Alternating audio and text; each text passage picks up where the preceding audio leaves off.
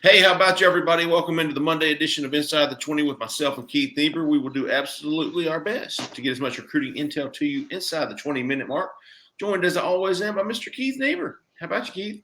What's up, man? Hey, man, how you doing? Good.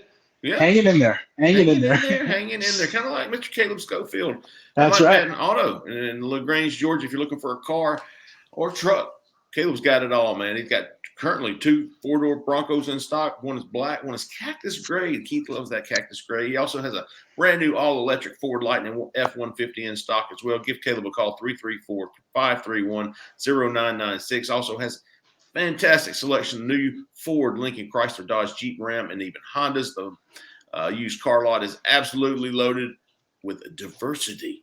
All those used cars have to pass a multi-point inspection before they even think about selling them. They back those used cars with free 3-month, 3,000-mile warranty. The new vehicles come with a free lifetime powertrain warranty, unlimited time, unlimited mileage. And if you don't need a car, but know somebody who does, send them to Caleb, man. He'll send you $300. Caleb Schofield, 334-531-0996. Call him now.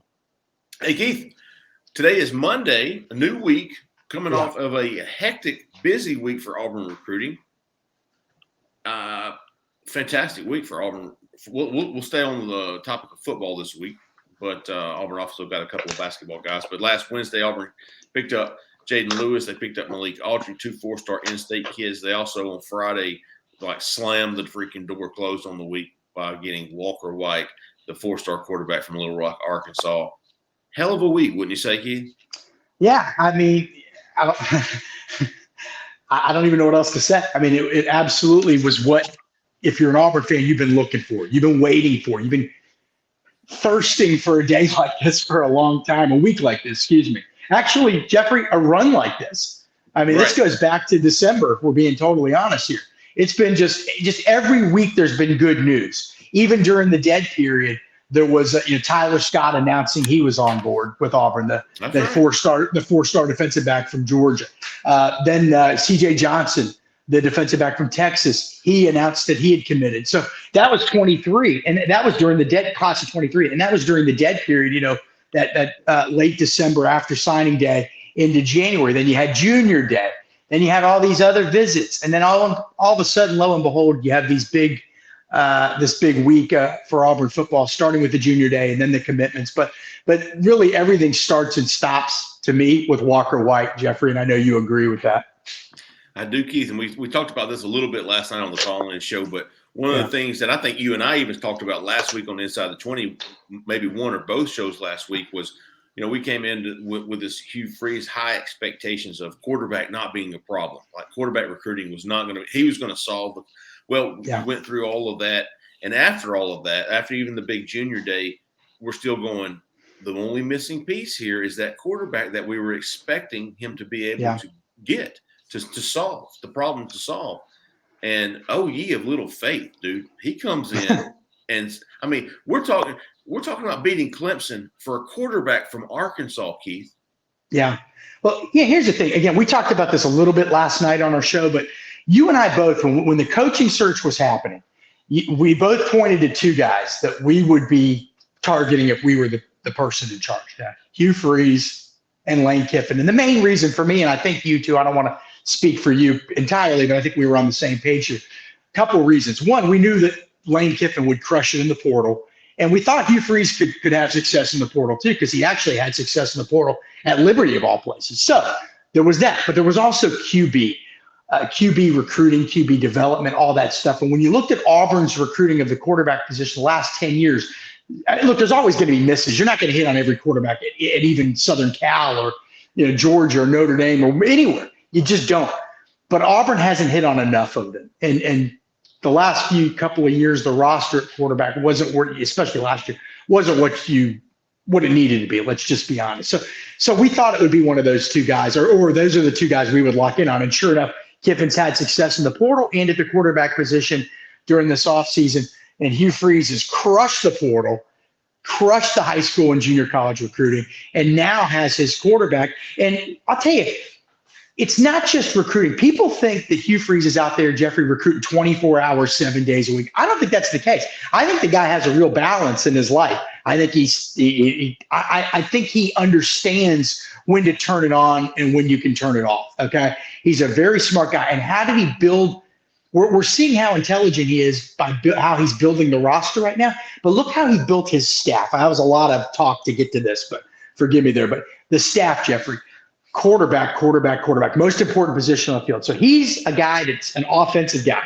He brings in Kent Austin as QB coach and OC from Liberty, a quarterback guy who worked intently with Malik Willis. He brings in Jesse Stone as a QB analyst. And then he goes out the coup de grace, I don't know if that's the right phrase. He gets Philip Montgomery, the former Tulsa head coach and Baylor offensive coordinator, who I believe was the OC there when Robert Griffin III won the Heisman Trophy. So that's 4 guys working with quarterbacks and QB recruiting and QB development and everything related to that position. So you're telling the world of quarterbacks and the world of quarterback recruits, and Jeffrey, and you know this, the world of quarterback parents as well. You are telling them, look at the emphasis we as a program are putting into the quarterback position. You are not going to get, this is a place where you're going to get developed. Hey, it may not work out. You may get beat out. Somebody may be better than you, but you are going to get developed one way or the other, and you'll either shine here or you will find greener pastures somewhere else. But we are going to take care of this position. We are going to develop this position, and you are going to be better for it. And you had Grayson McCall obviously reach out to Auburn, the Coastal Carolina quarterback, the minute he hit the transfer portal, right? What does that tell you? That's a guy with 9,000 career passing yards, and that didn't work out, and maybe it will down the road. Who knows? But he reached out to Auburn. And Walker White, Jeffrey, and I'm going on and on here, but Auburn wasn't in the picture. Wasn't even a factor for him. Auburn hires Hugh Freeze. Auburn hires Philip Montgomery. Philip Montgomery, when he was at Tulsa, was the first coach to offer Walker White. Auburn immediately zeroed in on Walker White. When you and I thought this, we were absolutely 100% correct. Couple of things that we thought. One, he was quickly becoming and had become and did become their number 1 quarterback target and maybe number 1 overall target. And 2, we thought they had a very good chance. Even as others said, oh, no, Ole Miss, Clemson, Texas A&M, all that stuff. And the reason is, Jeffrey, that QB development, the QB, the room, the staff that Auburn's put together, and then also the off-the-field connection he has developed with Hugh Freeze. And so with faith-based discussions and philosophies and things like that, I'm always tripping my tongue talking about that stuff. But it all came to fruition. I mean, this is what you want if you're an Auburn fan, and this is why you put together that kind of staff. Knowing that that's the most important position on the field. You can't fail. You can't miss at the quarterback position. Hugh Freeze does not intend to. Well, Keith, let's talk about how Auburn could benefit from this Walker White, positions that they might. And I thought last night, first of all, we know that he named, I think, 14 or 15 guys that he was going to be targeting to join him in the Auburn class. I think when it comes to, and we saw this back in the transfer portal days of December when Auburn was after these transfer portal wide receivers. Well, they really didn't want to have anything to do with Auburn because Auburn didn't have anybody to throw them the football. So now that you've got a Walker White in this class, you got to think the wide receiver group will be benefiting from him.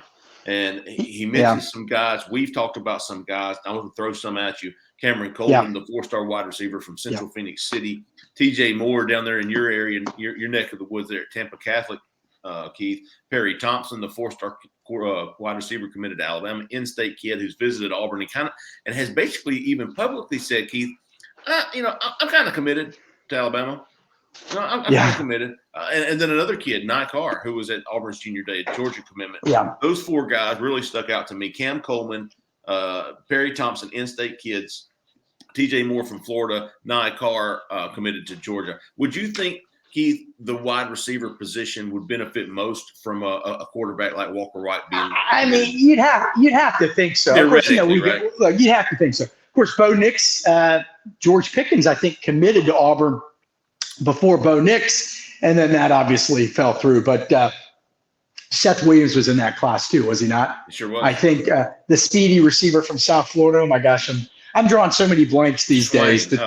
Yes. Anthony, what was the last? Schwartz. Anthony Schwartz. My goodness, boy, we're getting old, Jeffrey. I said Schwain. But Anthony Schwain. I like that. Anthony Schwing would be his cousin, I guess. But no. So out of the four guys you mentioned, so here's what we're learning. We know Hugh Freeze loves tall receivers. A.J. Brown and DK Metcalf were signed by him at Ole Miss, 6'3" guys, tall guys that are now shining in the NFL. Well, three of the four guys you mentioned there, Perry Thompson of Foley, Alabama, 6'3". Cameron Coleman of Central Phoenix City, 6'3". TJ Moore out of Tampa Catholic, 6'4", with a vertical. I think I said 42 inches last time. I might have been wrong. Right? Only been 38 inches. Okay, which means he can only touch the top of the backboard.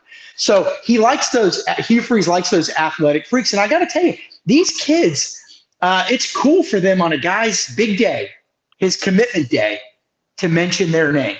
That means something to them. Hey, well, okay, And so Cameron Coleman's right down the road. We know that Marcus Davis, the Auburn receivers coach, his first 2024 offer was to Cameron Coleman. Now, he didn't go to junior day, and he was going to go the next day, and I guess he didn't show up either. But he's right down the road. Auburn hasn't had a lot of success at that school. I don't think they've signed anybody since defensive back John Broussard, 5, 6, 7 years ago. But I don't think the norms are going to apply to Hugh Freeze. Do you, I agree. Jeffrey? Mm-hmm. I mean, you can throw that out. Yeah, I think Deron Reed from Carver Columbus, he actually flipped to Auburn before Hugh Freeze was hired, the 4-star defensive lineman.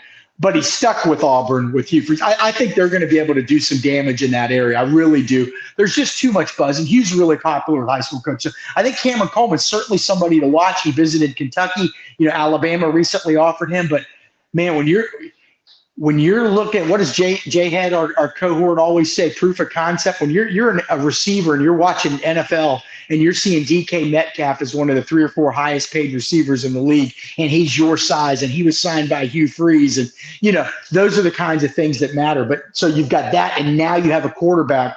If you're Auburn, Walker White's a big name, and you beat out Clemson. But you know what? You probably hope he goes out and competes in some camps this spring and gets his ranking boosted, because that stuff matters to other kids. It really does. I mean, you got a million factors, facilities, NIL's the biggest. I mean, but that's one of those things that, hey, they want to play with a guy that's a big name, high profile guy. So he's got the big name and he's a high profile. The way to boost that is to now maybe he gets into that top 100. But no, I think that obviously he's getting Auburn in the game and going to help them more with these guys. And Nye Carr's an interesting one because he's in Colquitt County, Georgia, Moultrie, Georgia, just south of Albany on the way to Valdosta. And he is only 5'10", so he'd be more of your slot guy. You got to have those guys too, and Hugh Freeze loves those guys. Yep. But committed to Georgia. 2 of the guys that Walker White mentioned, he mentioned 14 guys that he was targeting. 2 of them are Georgia commits. Well, if that isn't an interesting salvo. I mean, you know what I mean? Jeffrey, we've been dealing with people the last few years that they didn't even really want those schools to know they were recruiting their guys. Oh, we got to keep this stuff hush hush. No, this is a new philosophy. We're going to make them sweat. We may not get this guy from you if you're the Auburn Tigers, but my program, if I'm Hugh Freeze, let's pretend I'm Hugh Freeze. I may not get all these guys, but I'm damn sure going to make you sweat it out. Okay. And while you're concentrating on saving these guys, I'll go get some other guys. Okay. And we mentioned this on the show last night. I think Hugh Freeze is savvy enough that he might actually even throw out some red herrings to throw some other schools off the trail of some guys they really want. I think you have to do that. I really do.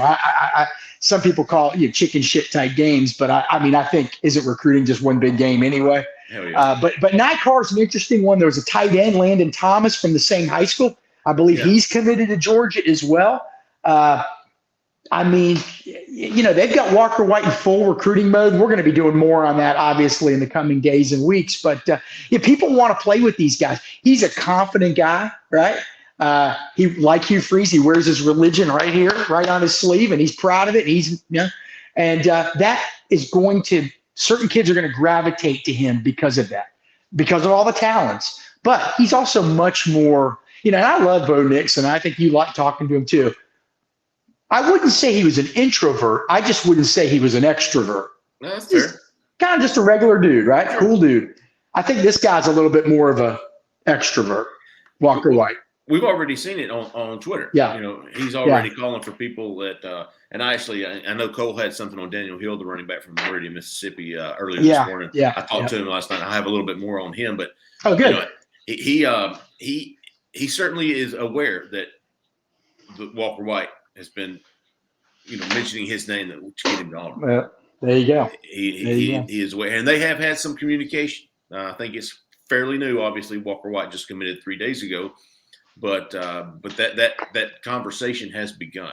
He's already started contacting some of these guys, and most of these guys, if not all, are aware that Walker White has mentioned them by name as him wanting them to come to Auburn. That's a pretty big deal. That was the point. You're right. And hey, by the way, that ceremony was great. It looked like it was going to be one of the fastest, cleanest ceremonies ever. And then Walker, I got to kid him about that. I mean, he literally thanked everybody in the state of Arkansas. But you know what? You only do it once. I'm sure everybody he mentioned was grateful, but to then come back and mention all these kids by name again, some of them, and by the way, thank you, Walker White. Some of them we didn't even know. We didn't know, and unfortunately, our competition knows this now too. But we didn't know some of these guys were really how high they were on Auburn's radar. On the board, yeah. You know what I mean? Now, Nightcar, the Georgia commit. Yeah, he not snuck in, but he visited for Auburn for Junior Day last Saturday, 2 Saturdays ago on January 28th. We didn't know he was going to go, and he showed up, and I think he had a good time. But so that was a guy, but like the tight end teammate, I mean, yes, he's got an Auburn offer, but you know, he's committed to Georgia. It's Moultrie, you know, he's from Moultrie. I think Ray Goff, the famous Georgia quarterback and coach. I mean, that's a Georgia town. Well, maybe it won't be forever. I mean, you know, it's a fine line, Jeffrey. You've got to balance. Yes, you got to go after certain kids, but you also have to be realistic too. So I don't think Hugh Freeze is going to waste time on somebody he doesn't think at least there's a chance, or at least when he realizes there's no chance, they're going to move on. But he's also going to put the foot on the gas with guys and attempt to make the other school sweat it out a little bit. And quite frankly, I think, Jeffrey, what Hugh Freeze has done in the first couple months, maybe I'm wrong here. I think Nick Saban hiring Kevin Steele last night was sort of an answer to that, was sort of a rebuttal to that. Because you and I know Kevin Steele is so tightly connected to the coaching community in middle to South Georgia and the whole state of Alabama. And he gives you something that maybe his predecessor didn't have. But I think Hugh Freeze, I think if you're a coach at one of these other schools, you're starting to realize, well, you probably knew already, Hugh was going to get his. But now he's kind of coming into my turf. You know, Jeffrey, it's funny. One of the biggest complaints for Auburn fans the last 6 or 7 years has been this. Why is Clemson getting the guys my program used to get? Well, you just beat out Clemson for a guy that they used to get, and now you're getting. You know, it's got it. You got. Well, you hope. Yeah, right. You don't know. You really don't know. But boy, you got some evidence now. It was a leap of faith in November. The evidence you had from November when you hired him was really dating back to Ole Miss. Okay, it was great what he did at Liberty, but the guy James Madison's doing some cool stuff too, right down the road from Liberty. I mean, so you didn't really know, right? Now you've got evidence, and a lot of it. Keldrick Falk flipping the defensive lineman, flipping from defensive end, flipping from FSU. Kayan Lee, the 4-star corner, flipping from Ohio State. Sylvester Smith flipping from Tennessee. Landing Tyler Scott over Southern Cal and Texas, okay, which had a top 5 class. And more evidence is the landing Dylan Wade, the offensive lineman, transfer from Tulsa, who, by the way, picked Auburn over USC. USC with Lincoln Riley is loading up on transfers right now and high school recruits, and you beat them out for somebody. So the evidence is piling up. All right. The case is getting stronger that this guy knows what he's doing. Right. And now Walker White is a signal to everybody else in the South, I think. This is the position that Auburn, historically, it's actually been a position when Auburn is lacking, they don't do anything. And when they got a guy, they do a lot, right? You can say that about a lot of programs, but specifically Auburn. You know, the Jeremy Johnson year with Gus, I mean, they had a very good defense. It just didn't work out with Jeremy, unfortunately. Fantastic guy. Last year, a defense, not great, but good enough to win 8-9 games maybe if you had a little bit more offense. So the emphasis being put on the quarterback position, I think, is a thing. If you're an Auburn fan, I know I'm going on and on. If you're an Auburn fan, you got to feel good about that. And you got to think this isn't going to be the only guy you get. Right. Walker White. This is going to be, is Auburn going to now start stacking quarterbacks? Because, by the way, Robbie Ashford's not a dud. And Holden Gerner, we don't think is a dud. And now if you add a guy in the portal, your QB room is, and Hank Brown, you brought in the former Liberty commitment. Now, we don't know. Not a lot of schools offered him. The schools that did, Hugh Freeze and Trent Dilfer, two guys that know quarterbacks. So, to get better, to get Auburn where it needs to be, one of the first things you had to do, obviously O-line and D-line, you had to get that QB room had to change. That thing needs to be on a rocket ship to the moon, not just putzing along. You know what I mean? Yep. Hey, we're going to be tracking it all, man, on Auburn Live on 3. If you're not a member, get over there and check us out, man. 1 week free. After that, I think we still got a special going for $29.99 until September. Go check us out. We'll have a lot more content coming this week as well as YouTube videos. So keep locked in here, man. We appreciate everybody listening. We appreciate everybody watching. For Keith, for Zach in the back, I'm Jeffrey Lee, man. Y'all have a great day instead of that left lane. See ya.